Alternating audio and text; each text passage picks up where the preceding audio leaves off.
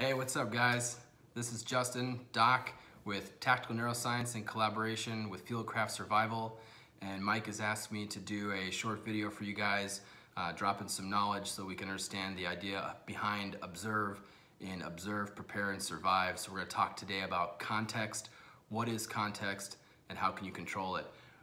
Brief history on myself is I grew up in Alaska. It's where I fell in love with adventure, the idea of being outside, doing fun, crazy stuff, but also learning how to survive through difficult circumstances. From there, I went and did my bachelor's and master's in psychology, and then I was able to do my PhD in neuroscience, studying the effects of stress and anxiety and the role that anxiety plays in stressful decision making. So my background is much more on the science side, but it's really fun to work with FieldCraft in that sense, where I get to apply the science that I learned to everyday life so that you guys can go home safe to your family at the end of the day. So, what are we going to talk about? We're going to talk about, under the idea of observe, we're going to talk about the idea of context. Now, what is context? So from my perspective, the neuroscience perspective, context is your perception of the environment, right? Both internal and external, but we'll talk about that in a moment. So when you're assessing your external environment, the environment that you're in right now, the situation that you're in, you want to use all 5 of your senses. So your 5 senses are the way that your brain receives information in and processes it and says, this is a good situation or this is a bad situation, I have some decisions to make. The internal portion of assessing context is just the idea of, how am I feeling right now? Am I feeling well? Am I feeling sick? I'm out for a long run. Am I running and it's hurting because my legs are hurting because I'm out for a long run? Or am I doing damage to my knees and ankles and I need to stop this run so I don't cause further injury? The idea of context, again, is just to understand what's happening in the environment both around you and inside your body. So how does this help with the idea of making decisions or performing under stress or under a direct threat? Your brain is processing information all the time. You have information coming at you constantly. Even when you're sleeping, you're kind of working through things. Your brain is functional essentially all the time. So going now to how does your brain pick up this information, right? What are the inputs into the system?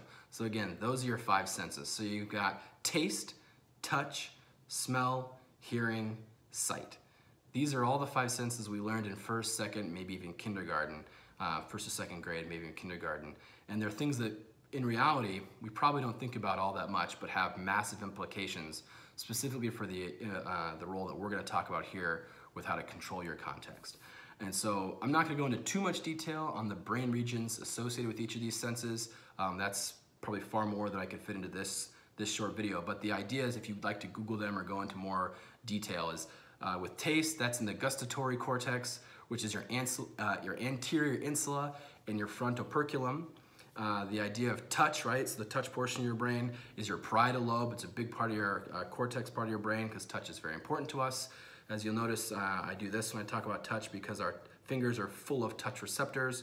Again, the whole pathway of how that goes up to your brain, we're gonna hop over that today so we can talk more about the general idea of context.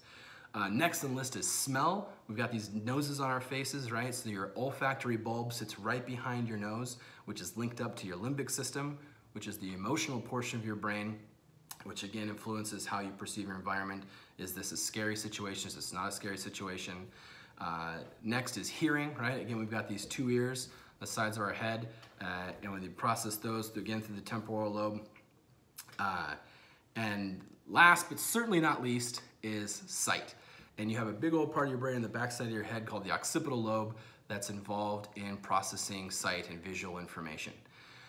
So the idea with kind of perceiving your context is you're taking this all in all of the time, and mostly because I'm kind of a nerd, this is my safety moment, right? Make sure you're protecting your senses. So if you're out in the shooting range, you're out practicing, you're doing something that has a higher risk of danger, put your eye pro on, put your ear pro on, right? Once it's gone, we're not good at getting it back. So make sure you're wearing your eye pro, wearing your ear pro, and protecting yourself as much as possible. Because if you're out in the real world and you're not on the range and something horrible happens, you wanna make sure your senses and you're able to perform at your highest potential to mitigate the stress that you're under.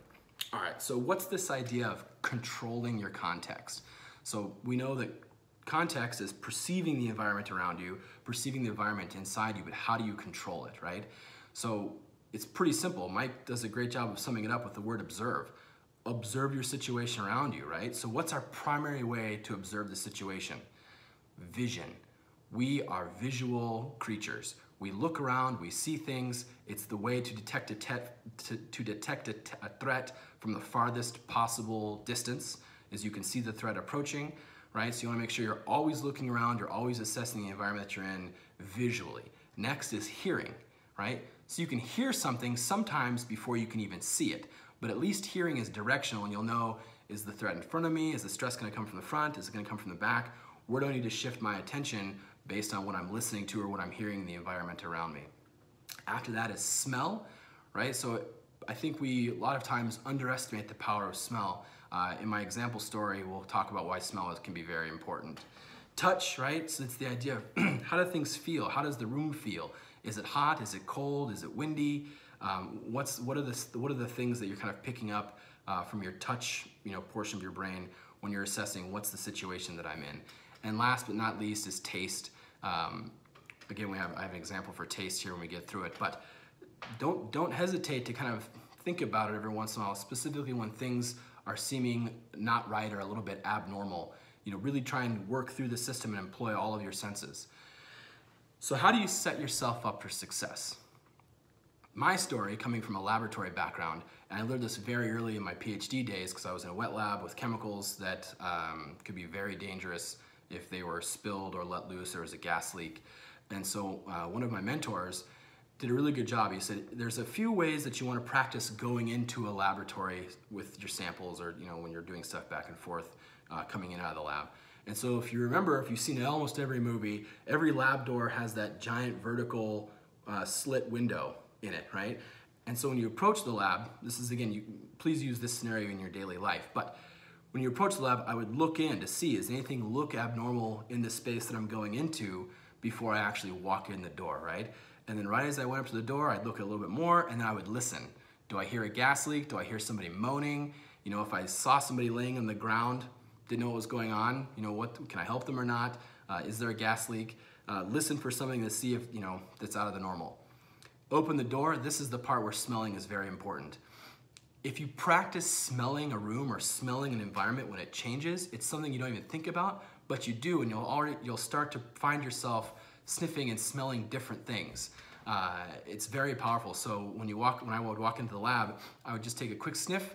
Everything's normal. That's totally fine. More than often than not, I'd walk in and say, "Hey, can we cap that chemical you're using because it's kind of messing up the rest of the room?" Or put that under the hood. That could be dangerous. You need to have that because I can smell it at the door. So don't ever feel like you need to underestimate your power of smell. Next is touch, right? My example for touch is not quite in the laboratory setting, but it's the idea that if you've ever been in the room when somebody's about to get fired, it feels like the air in that room can be cut with a knife. And so something happens where we can perceive that the context of this room is not good, and we kind of call that thick air, or that's something that's very emotionally impactful, or something that's very important is about to happen. So again, be aware of kind of the touch portion of the room. And last, but certainly not least, is taste.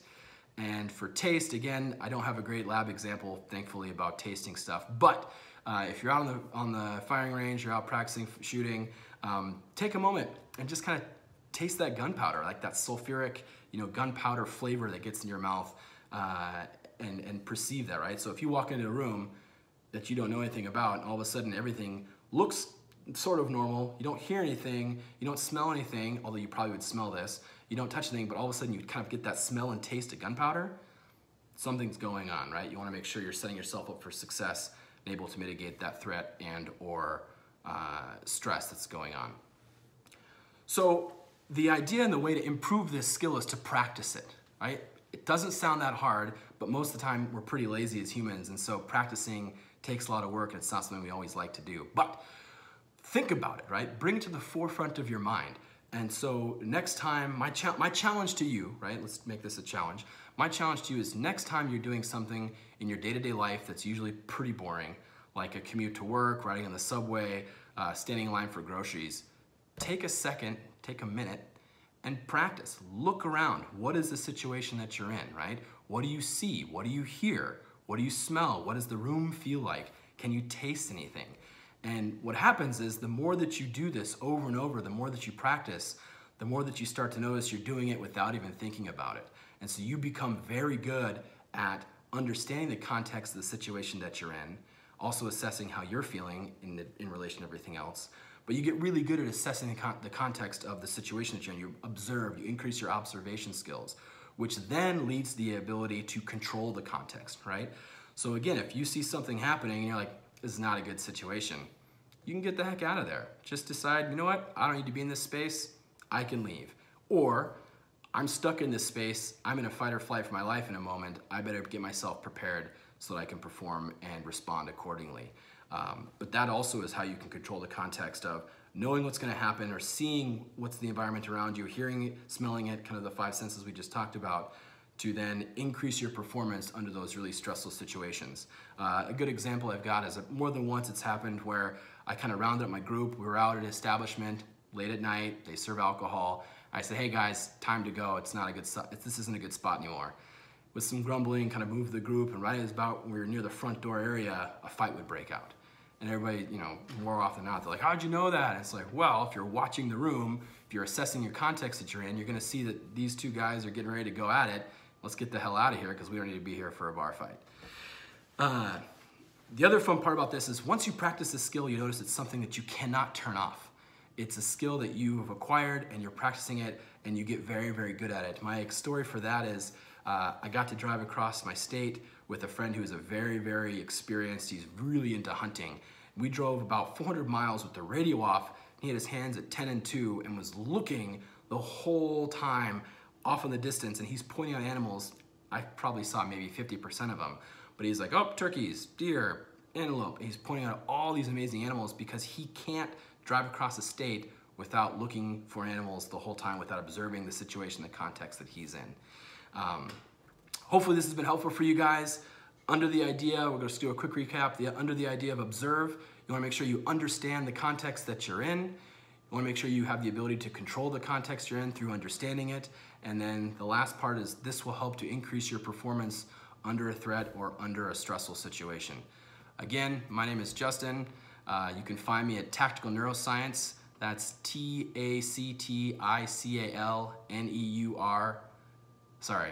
You can find me at Tactical Neuroscience, if I could spell correctly. Tactical Neuroscience. TacticalNeuroscience. Yes, I'm reading that. Also, you can support me if you'd like. I've got some swag up on a website. That's tacticalneuro.com. Same spelling, just drop the science off the end, tacticalneuro.com. And again, I'd like to say very much thank you, very big thank you to FieldCraft for inviting me on to give this update. So thank you guys very much. Enjoy the rest of your day.